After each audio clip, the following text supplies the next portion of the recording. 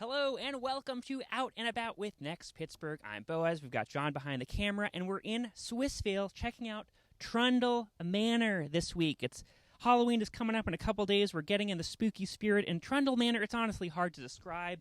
It's a cross between maybe the Addams Family and a medical equipment graveyard and a strange dream. Mr. Arm and Velda von Minks bought the place in 2007. I'm going to knock on the door now. And they started showing off their collection in 2010. We're going to get a tour right now, so come along inside. Hi there. Good evening. Hello, thanks for having us. Yes, welcome to the manor. Can I ask you a random question first? Our question of the week is, what is the best and worst Halloween candy? I think the best is always big candy bars, so we always try our best to give those away to as many kids as we can, because that's the only thing we have to. We don't have children of our own, so have at it. Worst? Yeah, the best is definitely big candy bars. The worst is like a toothbrush or something that's anti-candy. Don't be a dick on Halloween. You know, I'm still old enough to remember pennies being given away, and that was like, what? What are you doing? Pennies don't buy very much anymore. Well, come on inside, John. Okay, so how did this collection evolve? Like, what was the first thing you started collecting? I've been collecting since I was a child. When I was young, I'd fascinated by the idea that in all of the horror movies, there was always things floating in jars. So I thought all the rich people must have things floating in jars. Little did I know they were just the villain. So I guess that's how I've evolved into that. But I think my first thing was a jar of baby frogs at 7 years old that I collected and made myself. But and then it just sort of grew into this as it kept going. Were you a collector as a kid also? I was more of a collector in my mind of movies and of trivia and of weird things in history. My parents didn't really want this kind of thing in their home. So when we got together, that was my excuse to just go full hog with it. It really expanded the collection together over the past decades. some amount of time. So, okay, things in jars, that was sort of number one. What was the next thing after that? A lot of it was bones, going through the woods and finding those, and then my parents would take me to flea markets all the time, and I'd stumble across people that had old medical equipment. And to me, that was fascinating because it looked like Men in Black weapons. So the big, shiny stainless steel things that are ripping teeth out of human beings. And to me, that just seemed fun. To everybody else, that was a little bit disturbing, I guess. I don't know. But we've owned it. Well, can you walk us through this first bit here? There's there's sort of like more than a mind can handle. There's so much happening. Yeah, even though we live here, the manor has sort of there's still things that even I know I haven't seen, because tours have actually donated to us a lot too, and she does most of the tours. Yeah, we always say if people want to bring cash or liquor or something really strange, you never know what's in someone's basement. So we've been brought a lot of different medical tools, taxidermy. We have a lot of veterinarians that will bring us parts of pets neutered during the neutering process. We've got a whole shelf full of those in the corner. We call that the Sex and Legos Museum, dedicated to two things that should never be at the same place at the same time. But it's fetuses from various animals that we've acquired. That's some of the few things that I was able to purchase instead of jarring myself. And then there's the next shelf down at genitalia from animals that have been donated mostly to the manor. Are they bringing it in a Ziploc bag? Usually a little plastic container. You can see there's a bunch that look very similar that have a little medical sticker on them. I mean, they're just straight from the vet, right to our home. Uh-huh. And I hear there's, I don't know if it's in this room, but the singing tumor. We do have Olivia's singing tumor. It's actually an entryway. We take you straight back out.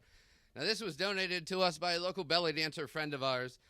She gave us the condition that we had to make a vessel proper for it to soak in, so I made this out of oak and brass, tried to give it a bit of life, entertainment, quality, and beauty, much like the lady that it came out of.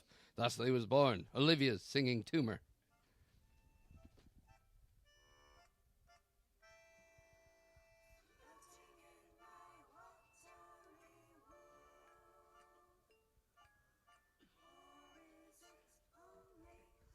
I could listen to this for hours. It's really delightful, mesmerizing. The tune is sung from the eyes of a pickled punk from the circus, so we thought it was pretty fitting for something that came out of the belly of a belly dancer. It was euterial in nature, so we like to say it came from the belly of a belly dancer. And it looks like there's something maybe happening behind you over here. Oh, this is our little cat door where we keep our popcorn machine and our various equipment, but also since we are only children and aren't allowed to have secret passages when we were young, we decided to make it our own now. Into our laboratoire. I'll let you lead the way. Sure. Oh, she went the other direction. John sneaking in there. How did you beat us in here? Oh, we materialize, dematerialize at will. It's fine. We are where we need to be. This is our laboratoire. It's our creepy pet sanctuary, our mad scientist lab, and secretly it's the kitchen. So we don't show it off too often, but there is a full-on stove. You can make eggs back there. Eggs, bodies, whatever it is that we cook.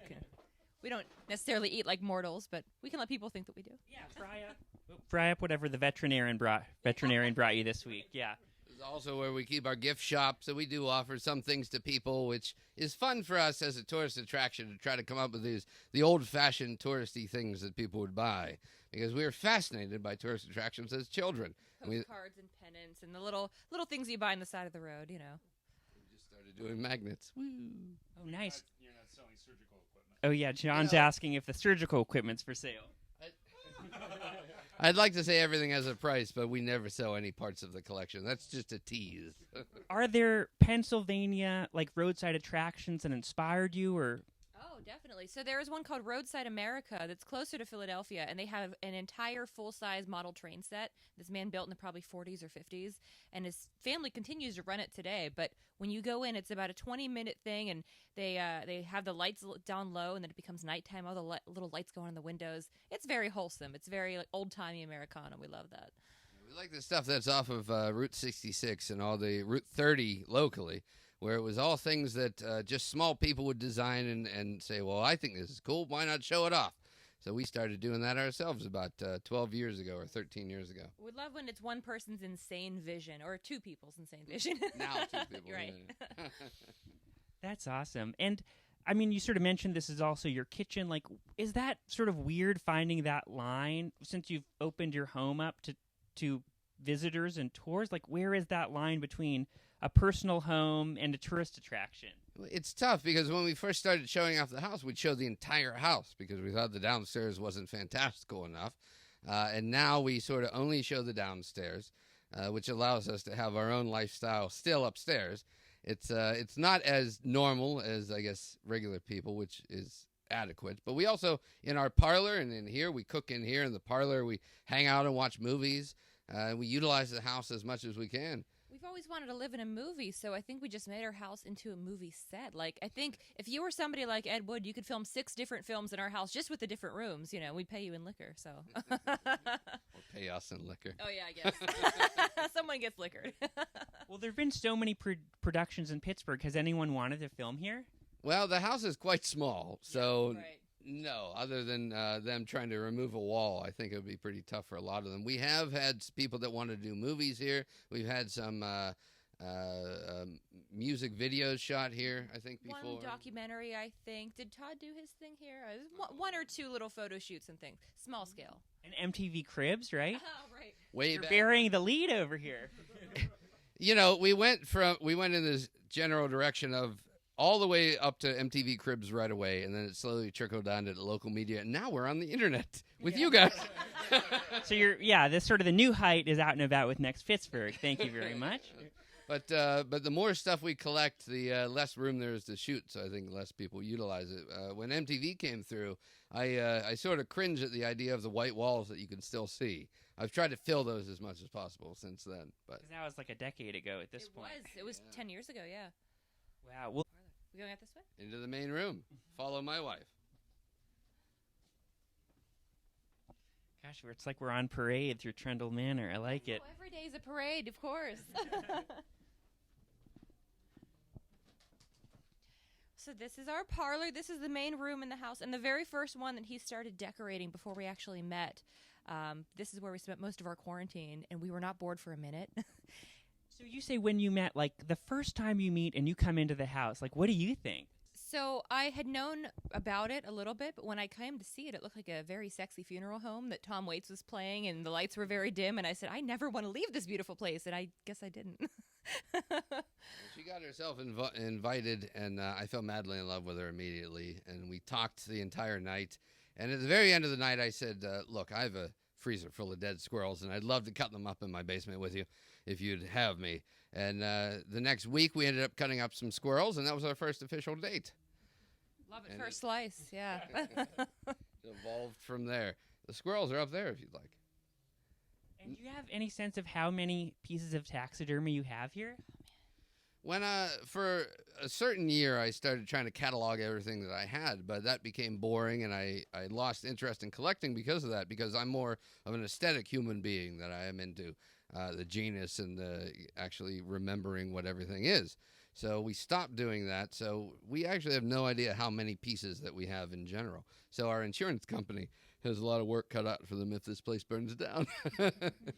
No, it was really hard to try and catalog everything because it's much more about the presentation for us. I would love to know. We love when people come over that have maybe more of a discipline in this type of, I love herbivores and, snakes and frogs and whatever, and they can tell us more what we have. We just like it because it's cool, if I'm honest. Is there like one item you would love to add to your collection but you haven't been able to find or you haven't been able to afford? I have one specific, a vulture I've always wanted. Those are really hard to get and super illegal to have, so we'd have to find a way to properly acquire one. And there's something about the birds of prey that are just a fantastical beast that the Addams family, which we consider ourselves huge fans of, they had pet vultures at some point. Yes. And that made me very jealous. So at some point, that would be nice to have. If somebody gives us like several $1 million for getting a vulture, and I want one of Bela Lugosi's Dracula capes, and then we'll just be happy forever. We'll just sit here in our parlor, just stroking them and wearing them, and have a wonderful time. You said the magic words. I'd like to just collect $1 million. Right.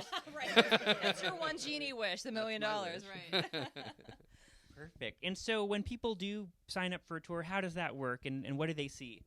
It's sort of through luck because we only have certain amounts of time because we both have day jobs and we have lots of things that we're always involved in. So the tours are able to happen usually in the evenings during the week, depending on the day, and then weekends, afternoons, and evenings. And the best way is to text me, which I'm on the website, my phone number is there, or fill out our contact form.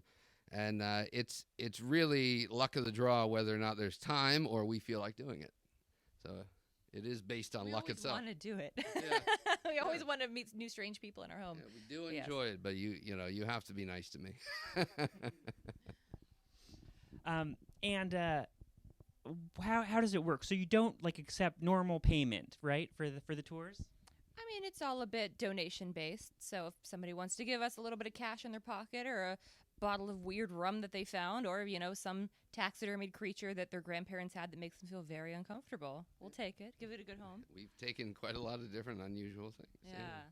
And with Halloween coming up, what is the trick-or-treat scene like at your house? So our house is on a very steep hill with very treacherous stairs, and we recognize that. So we are here for the Swissvale trick-or-treat, which I think is 5 to 7 p.m. this year. And we always give out full-size candy bars. We have liquor punch for the adults. Available. As available. And all supplies last.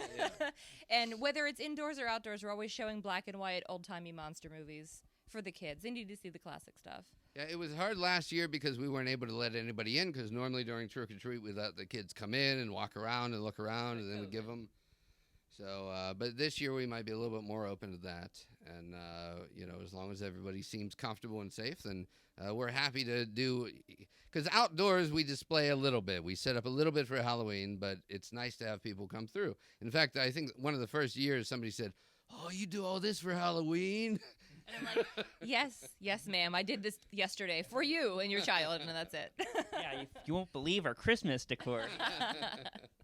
The entire house is empty for Christmas. Totally devoid. Or are you up for a lightning round of questions? Okay. Yeah, I'm going to move over here. Okay, what is your favorite candy? I always go for Butterfinger or Heath for big candies. I like licorice. Licorice, nice. Okay, your favorite Pittsburgh neighborhood? Well, I grew up 4 blocks from here, so Edgewood, Swissvale is my favorite. But, of course, Bloomfield's a lot of fun because of the good food that you can find in the secret little places. Bloomfield is great. The Strip is great. Yeah, I got to say Swissvale, too, because we live here. Okay, show me something sharp. Which one of these? He's going for a cleaver. This is one of my larger ones. So, and then we've also got our small collection. And throughout the house, you'll find cleavers in almost every room. So it's as sharp as it needs to be. Gosh, oh my gosh, that's heavy. Wow. Okay, gosh, I don't know if I can hold all these things. Okay. Thank you. Okay, your favorite restaurant in Pittsburgh? God, his dad makes the best pizza in the entire world, and he has for over 30 years. So we are spoiled. We just go down the street in Edgewood to his parents' house. Good answer. What about our local Goodfellas, which makes amazing sandwiches right down the hill? D's. D's Six Packs and Dogs in Swissvale, and Goodfellas in Swissvale are both great. Okay, what is your best Halloween costume ever? I think that I was a sexy robot, and I was future Anton because everything's essentially me. So I had a big bullet bra and a full silver face, and that was fun, I think. I've done a pretty good Vampira and a Nadja from What We Do in the Shadows. Oh, nice. Okay, show me the taxidermy thing that was alive most recently. Oh, wow, there was no question. So taxidermy is a relative term because this is our beloved cat, Little Devil, and he is not exactly taxidermied. He's more freeze-dried, which is a different process. So instead of being in separate pieces, he is completely whole as he was in life. We have done our own bad taxidermy, but our beloved, had to be done very well. So he passed 2.5 years ago, and he has been sitting next to our couch since then, handsome forever, in his little dapper suit. Gosh, that's so sweet. I'm going to cry. That's so nice. I cry when I look at him sometimes. Gosh, we were just thinking about our dog dying the other day, and it just made us cry just thinking about it. He's alive. Oh, good. We were just But like, just gosh, die, won't it be yeah. sad when he dies? I know it's not the solution for everybody, but Yeah. it's good to have him around. Well, it's now that I see it, I'm like, gosh, it'd be nice to have him forever. Yes, that's what we thought too. Okay, and your favorite scary movie filmed in Pittsburgh? Oh, Night of the Living Dead, of course. I mean, the classic. It kind of redefined the genre for so many things, and it was always on television when we were kids, not even just at Halloween. So we kind of always had this sense that zombies could be real. It could be the old lady from down the street. It could be your baby cousin. Anybody could just become a zombie at any time. So very conscious of it. Local Tom Savini's been to the manor, so Yeah, we're we love quite Tom. He's a wonderful guy. anything that he's done, we're quite partial to. That's awesome. Well, thank you so much for joining us at Trundle Manor. They can go to trundlemanor.com to find more info, schedule a tour, and we'll be back next week with Out and About with Next Pittsburgh. Happy Halloween! Happy Halloween!